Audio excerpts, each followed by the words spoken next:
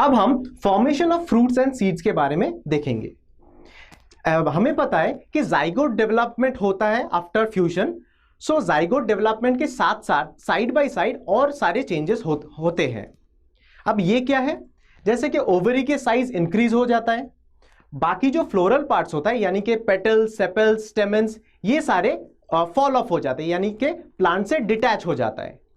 अब जो ओवरी का वॉल होता है वो डेवलप होता है पेरिकार्प में, यानी कि फ्रूट के आउटर वॉल। जो आउटर इंटेग्यूमेंट्स है वो टेस्टा बनाते हैं, यानी कि सीड्स के जो सबसे बाहर वाला लेयर है यानी कि हार्ड जो लेयर होता है वो बनाते हैं आउटर इंटेग्यूमेंट्स, और जो इनर इंटेग्यूमेंट्स होता है वो सीड्स के इनर लेयर बनाते हैं जिसे हम टेगमेन कहते हैं।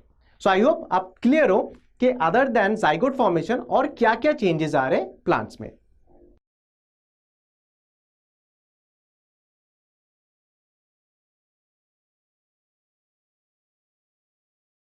अब तक हमने पढ़ा कि फ्रूट्स तभी डेवलप होता है जब फर्टिलाइजेशन होता है, पर कुछ प्लांट्स में विदाउट फर्टिलाइजेशन भी फ्रूट्स डेवलप होते हैं। अब ऐसे ये जो प्रोसेस है development of fruits without fertilisation, ऐसे प्रोसेस को हम पार्थेनोकार्पी कहते हैं, और ऐसे फ्रूट्स को पार्थेनोकार्पिक फ्रूट्स कहते हैं। एन एग्जाम्पल है बनाना।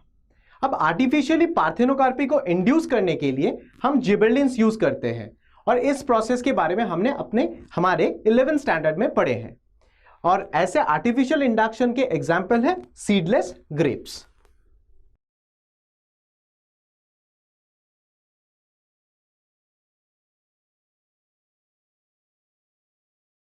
अब हम दो टर्मिनोलॉजीज के बारे में डिस्कस करेंगे, एपोमिक्सिस एंड पॉलीएम्ब्रायोनी। हमें पता है नॉर्मली सीड्स बनते हैं फर्टिलाइजेशन के बाद, बट कुछ प्लांट्स में ऑब्जर्व किया गया कि सीड्स विदाउट फर्टिलाइजेशन भी बन जाते हैं। ऐसे इस प्रोसेस को हम कहते हैं एपोमिक्सिस, और ऐसे सीड्स को एपोमिक्टिक सीड्स कहते हैं।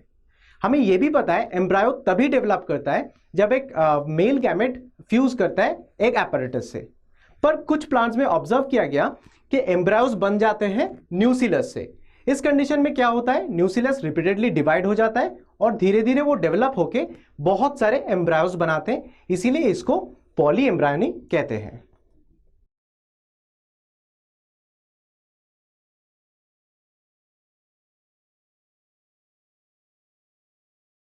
अब हम सीड्स के कुछ सिग्निफिकेंसेस देखेंगे, यानी कि जो एडवांस प्लांट्स है वो ऐसे क्यों मैकेनिज्म डेवलप किया ताकि वो सीड्स बनाए।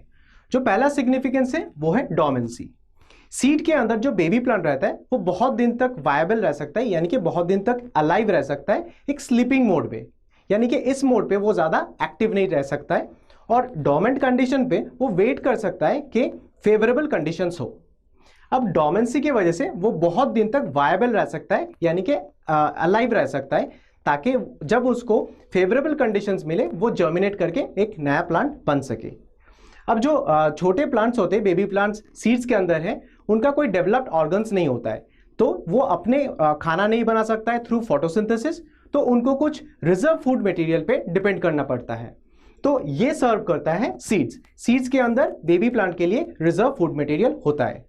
अब सीड्स जो है वो एक प्रोटेक्टिव कवरिंग देता है थ्रू टेस्टा। टेस्टा एक्चुअली एक बहुत थिक कवरिंग होता है सीड्स के बाहर, जिसके वजह से अंदर जो बेबी प्लांट है उसको प्रोटेक्शन मिलता है बहुत हाई टेम्परेचर, या तो बहुत कोल्ड टेम्परेचर, या तो बहुत मॉइस्चर से। और एक इंपॉर्टेंट सिग्निफिकेंस ये है सीड्स के कि सीड्स के वजह से एक प्लांट स्पीशीज अपने स्पीशीज को एक जगह से दूसरी जगह तक स्प्रेड कर सकता है। फॉर एग्जाम्पल कुछ सीड्स ऐसे मैकेनिज्म्स डेवलप किए ताकि वो हुक्स बनाए अपने सर्फेस पे। अब ग्रेजिंग एनिमल्स जब ऐसे प्लांट्स को खाने आते हैं तो ये सारी सीड्स एनिमल्स के बॉडी पे अटैच हो जाता है और देन कहीं और जगह जाके वो गिर जाता है। सो प्लांट स्पीशीज का एक जगह से दूसरी जगह डिस्पर्सल हो जाता है। सो आई होप आप लोग क्लियर हो कि एडवांस प्लांट्स क्यों सीड्स बनाते हैं।